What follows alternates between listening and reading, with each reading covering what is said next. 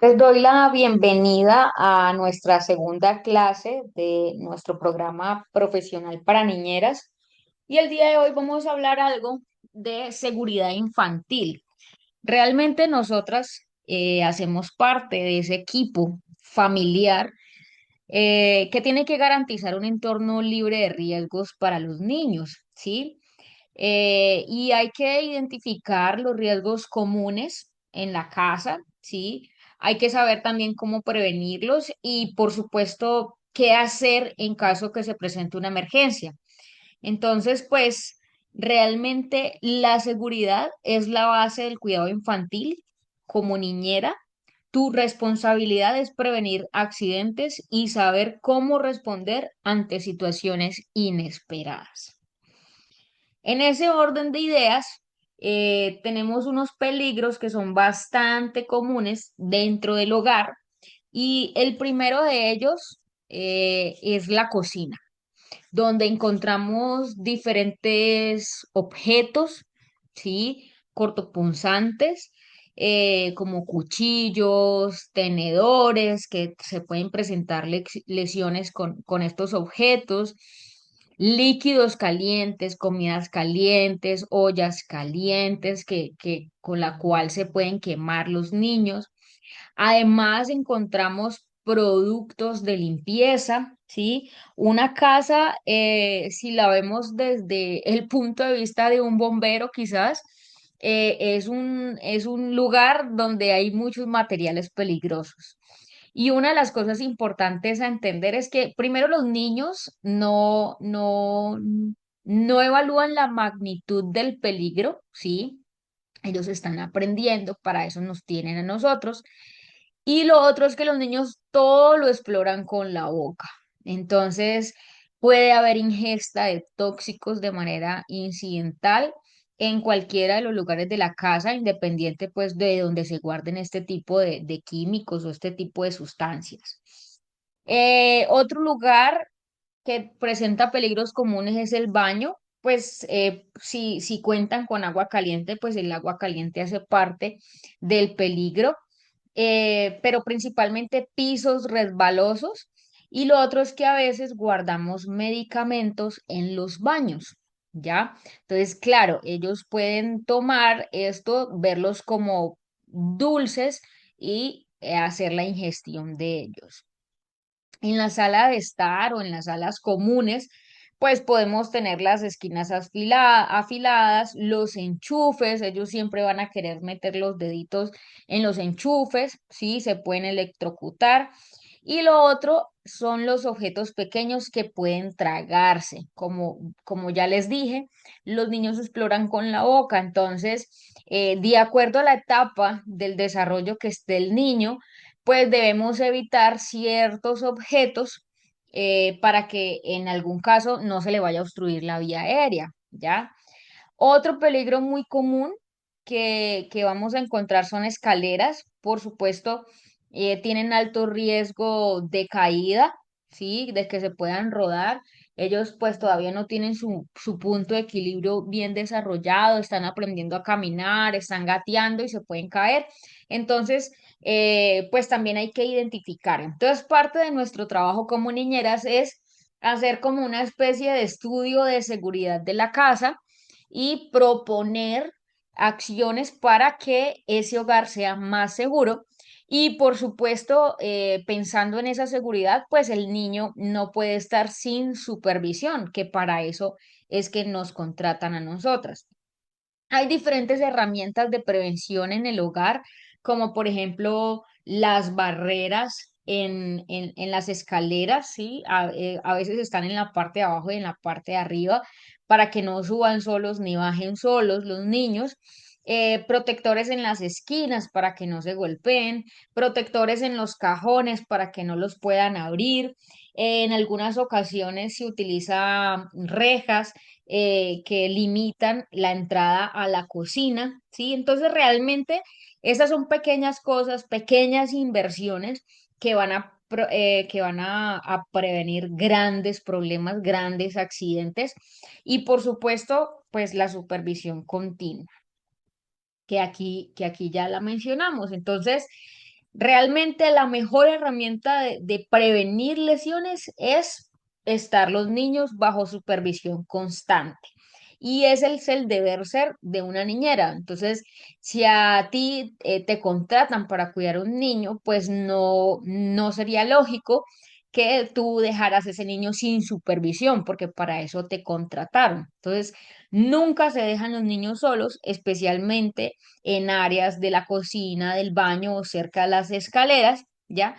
Y pues uno tiene que tener una atención constante. Ahora, otro punto de supervisión constante es cuando salimos a la calle, cuando vamos al parque, cuando hacemos actividades al aire libre, pues no solo los riesgos de caídas que podrían llegar a tener los niños en los juegos infantiles, ¿sí? Sino que también pues sabemos que existe gente inescrupulosa con, no sé, quizás problemas mentales en mi percepción, que se roba a los niños, que secuestra a los niños para para diferentes fines macabros, por supuesto. Pues eso hace parte también de nuestro trabajo, evitar pues esas situaciones desagradables que se puedan presentar. Hay que tener un plan de acción de emergencia y este plan de acción ante una emergencia, pues deberíamos de tenerlo previamente pues al cuidar al niño, ¿sí? Y en este plan de emergencia tiene que ir algo consignado y es algo que debimos hacer en la entrevista y es saber a qué es alérgico el niño, qué medicamentos toma, de qué enfermedades sufre, ¿ya? Y de acuerdo a eso, pues hacer la lectura para nosotros conocer bien de esa enfermedad o de esa alergia, ¿ya? No sé, si es alergia a algún alimento, pues qué alimentos pueden llegar a contener esa, esa sustancia a la que es alérgico, si ha hecho reacciones previas, si tuvo problemas al nacer e investigar todo eso. En ese momento, pues sí tenemos que volvernos expertos, no en medicina, pero sí al menos en lo que pueda sufrir ese niño, en las enfermedades que pueda padecer o que en algún momento padeció y que tenga algún tipo de secuela. Y luego de eso, pues en el momento del incidente hay que mantener la calma porque su reacción va a afectar directamente la reacción del niño, ¿sí? Tú vas a ser como un espejo para esa persona. Evalúa la situación y dentro de esa evaluación de la situación se determina si es un problema mayor o si es un problema menor, o sea, si es una emergencia grave o pues es una emergencia común que se puede presentar, no sé, una pequeña caída en la bicicleta, por ejemplo, pero la pequeña caída con un rasponcito, porque algo grave sería una caída con una fractura, por ejemplo, ¿ya? Hay que actuar, es prestar los primeros auxilios necesarios y aquí nos dicen si estás capacitada. Evidentemente tienes que estar capacitada en primeros auxilios pediátricos. Por eso este curso pues tiene precisamente una clase de primeros auxilios pediátricos con aquellas emergencias que son probables en los niños y cómo las atendería. Sepan que nosotras tenemos que ser una persona integral, revisar al niño de manera integral, cuidarlo de manera integral, ¿ya? No solo la supervisión, sino responder ante cualquier cosa que le suceda. Y luego de la actuación, pues hay que contactar con los padres y a los servicios de emergencia si es una situación muy grave. Y porque, pues claro, ellos son los responsables del niño, son los primeros que tienen que saber qué fue lo que sucedió. Entonces, mantén la calma, evalúa la situación, actúa y contacta a los padres y al servicio de emergencia si es necesario. En algunas ocasiones no es necesario contactar al servicio de emergencias, pero sí a los padres porque pues es una novedad que pudo ocurrir.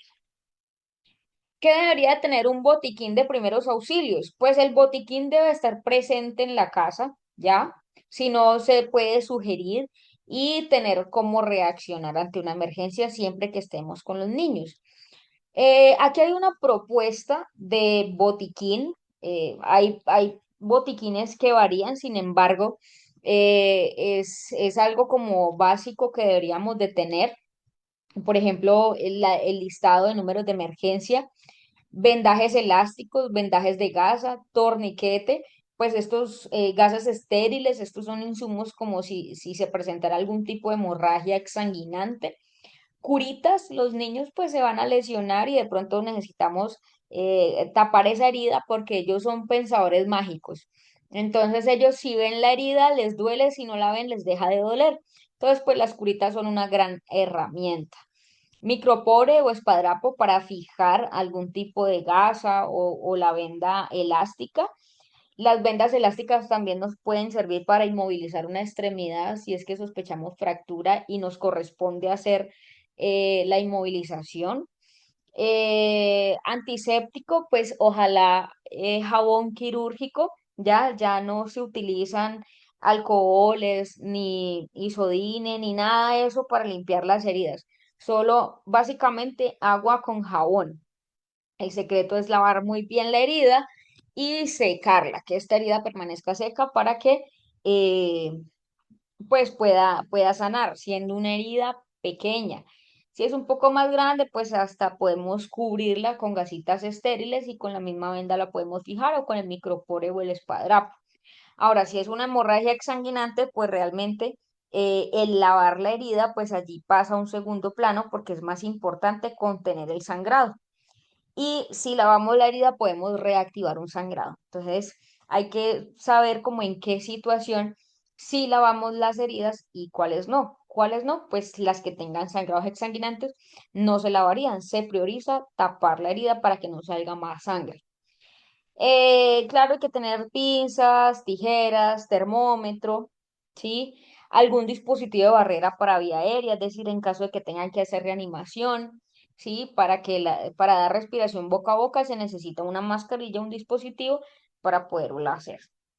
Manta térmica, los niños cuando están muy enfermos, cuando están graves, no sé, si pierden mucha sangre por alguna situación, no, si corren con la mala suerte, que se fueron a una piscina, se cayeron, los reanimaron, pues hay que cubrir la temperatura. Ellos pierden rápidamente temperatura, entonces una manta térmica es un excelente elemento. Esta manta es muy pequeña, le dicen también manta aluminizada, ocupa un espacio muy pequeño y es muy útil. Una botella con agua, por supuesto, cuando vamos a lavar las heridas, guantes, tapabocas, pues como equipos de protección personal, medicamentos, pero los medicamentos son los que han sido formulados al niño. Por ejemplo, el niño es asmático, pues entonces hay que tenerle sus inhaladores. Ah, si el niño sufre alguna reacción alérgica y le consiguieron el antídoto de las reacciones alérgicas, que es el EpiPen o la epinefrina, eso es un autoinyector en caso de emergencia, de alergias. Entonces, si el niño lo tiene formulado, pues vale la pena tenerlo también en el botiquín en caso que haga alguna reacción. Alguna agenda pequeña y un lapicero para anotar algún dato importante, ¿sí? Sobre qué fue lo que pasó. Y pues ya de ahí en adelante lo que quieran ponerle y lo que consideren ponerle para el lugar, el niño, bueno, en la casa, los padres también van a querer poner algunas cosas, pero digamos que eso es como lo más relevante. En cuanto a prevención de atragantamientos, pues también es bien importante saber qué alimentos tienen alto riesgo, cuáles no se les puede dar dependiendo de la edad. Recuerden que entre más pequeñitos, más pequeña es la vía aérea y es más difícil, perdón, es más fácil de que se atoren, ¿sí? Entonces, alimentos como las nueces y las semillas pueden producir asfixia, uvas enteras también, los cacahuates pueden hacer reacción alérgica severa. Hay que tener en cuenta que algunos niños pues apenas están teniendo contacto con los alimentos. Entonces, en estas etapas es que se descubren las reacciones alérgicas. Pescados altos en mercurio, pues va a producir toxicidad, palomitas de maíz puede producir asfixia, lo mismo que trozos de carne grandes. Los alimentos con alto contenido de sodio pueden producirle problemas renales a los niños. Alimentos azucarados, pues, va a aumentar el riesgo de obesidad y diabetes en ellos. Entonces, pues, también tenemos que tener mucha atención, tenemos que prestar mucha atención a lo que me puede producir atragantamientos, que generalmente son las cosas pequeñas, a lo que me podría llegar a producir algún tipo de alergia, porque sería el primer contacto que el niño tenga con ese alimento, ¿sí? O con esa sustancia. Y también, pues, ayudarles a desarrollar unos hábitos alimenticios adecuados. A un niño no se le alimenta con Coca-Cola y pizza, por ejemplo, o hamburguesa y Coca-Cola, ¿ya? Porque pueden generar algún tipo de enfermedades. Entonces, esto también hace parte importante, aportar un poco dentro de la nutrición de ese paciente también sería nuestro trabajo. Situación muy común que se les va a presentar son las caídas. Entonces, ¿cómo maneja una caída? Pues evalúe. Dentro de esa evaluación, ¿usted qué hace? Pues si hay heridas visibles o dolor en articulaciones o posibles deformidades en las extremidades. Aplicar los primeros auxilios. Si es un sangrado, pues detener el sangrado con presión directa y luego colocar un vendaje compresivo y limpiar una herida, que es como lo más que ocurre. Ahora, si es un atragantamiento, pues aplicar las compresiones abdominales o la maniobra de Heimlich según como corresponda a la edad del paciente pediátrico. Para eso vamos a tener en la parte de la clase de primeros auxilios, vamos a tener unos videos de apoyo para que sepan más o menos de qué le estoy hablando si no lo conoce. Hay que tranquilizar al niño, hablarles con calma para reducir el miedo, sentir que no están solos, que están protegidos y que no les va a pasar nada. Y por supuesto, informar a los padres. Siempre hay que informar, aunque parezca una caída muy pequeña. Eso es indispensable. Entonces, en resumen general, en cuanto a la seguridad y la prevención de los riesgos en el hogar, pues hay que identificar riesgos comunes, ¿sí? Ya vimos cuáles son los potenciales en las casas, los enchufes, bordes afilados, acceso a sustancias tóxicas. En caso de que tenga piscina, pues ojo con esas piscinas, dejar los niños solos y que se puedan ir y que se puedan ahogar es una de las situaciones más comunes que se presentan. Hay que crear un entorno seguro para ellos, entonces hay que eliminar o reducir los riesgos que puedan tener. Para eso hay diferentes herramientas y obviamente la supervisión. También hay que prevenir los accidentes comunes, hay que revisar cómo evitar las caídas, quemaduras, atragantamientos, por ejemplo, no teniendo juguetes o cosas muy pequeñas al acceso de los niños si está muy chiquito, ¿ya? Y pues obviamente la prioridad es la supervisión constante. Y en cuanto al manejo de la emergencia, pues primero respirar profundo, guardar la calma y a partir de allí hacer el inicio de la atención de la emergencia a través de los primeros auxilios, tratar de que el niño se mantenga en calma e informar a los servicios de emergencia de acuerdo a la gravedad y a los padres, ¿ya? Siempre importante mantener la calma y actuación rápida. Y pues la prevención, realmente hay que conocer algunos equipos esenciales, hay que entrenarnos en primeros auxilios, ¿sí? Conocer el botiquín del hogar, ¿sí? Conocer los antecedentes médicos, los antecedentes alérgicos que tenga el bebé, pues esto es importante. Además, hay otras herramientas de prevención, hay algunas casas que tienen cámaras de monitoreo constante, hay detectores de humo y pues la idea es siempre que el niño no llegue a la emergencia y si llega a la emergencia, pues saber cómo reaccionar ante ella. Entonces, con esto llegamos al final de, de esta clase. Espero les haya sido útil, les abra el panorama respecto a lo que tenemos que hacer en cuanto a la prevención y la seguridad infantil. Y pues ya nos vemos en el próximo módulo que vamos a ver un poco las etapas del desarrollo. Hay que entender a los niños de la parte social, la parte psicológica, los cambios físicos para podernos adaptar adecuadamente a esto y saber responder también adecuadamente. Posterior a esa, pues vamos a ver un módulo bien importante, una clase bien importante que son los primeros auxilios en caso de alguna emergencia.